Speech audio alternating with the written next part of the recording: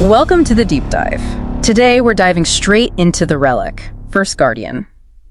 It's a dark fantasy action RPG. Right. We've looked through the source material, and our mission here is really to unpack how this game plans to mix that super intense stamina-based combat. Yeah, very precise, lethal stuff. Exactly. With this really unique, almost tragic way of discovering the story. And what jumps out immediately is that tension. You're dropped into this ruined village, totally war-torn. Right. But it's not just go kill the bad guys, the looters. The developers are clear. The goal is uncovering the truth. You find fragments. Like what kind of fragments? Charred homes, fallen soldiers, that sort of thing. And you actually have to stop the fighting sometimes just to piece together what happened. Okay, let's talk combat first though, because that seems foundational. The sources say it's high stakes. Every single attack, every dodge, it costs stamina. And one slip up, one moment of hesitation could be it. Survival on the line. Yeah, it sounds punishing. So if the combat needs that much focus, that much adrenaline and tactical thinking, how do they actually get you, the player, to slow down? To process, a journal entry or some sad historical note? That's the big challenge, isn't it? And they seem to be bridging it with atmosphere and cultural roots. Ah, okay. It's all about environmental storytelling.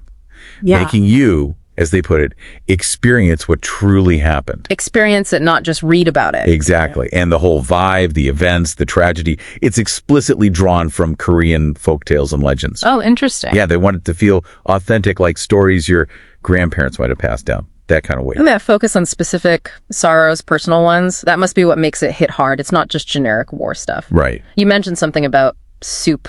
A woman making soup. That feels really specific. Why that detail? Well, because it rips the tragedy right out of the battlefield and puts it in a home.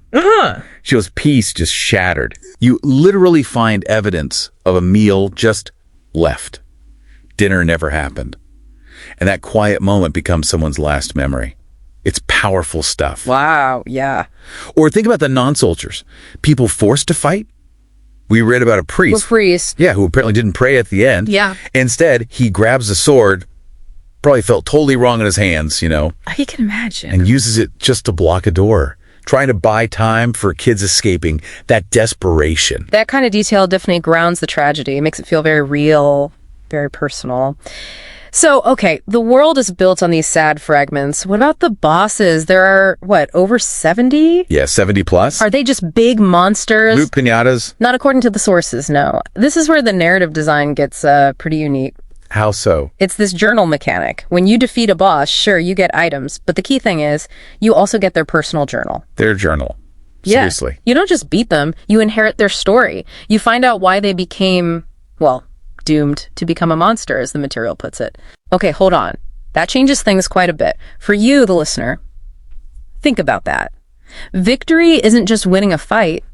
It's like you're absorbing their entire tragic backstory. You didn't just end them. You're now carrying their specific reasons, their sorrow. Exactly right. You become the keeper of their tragedy. Wow.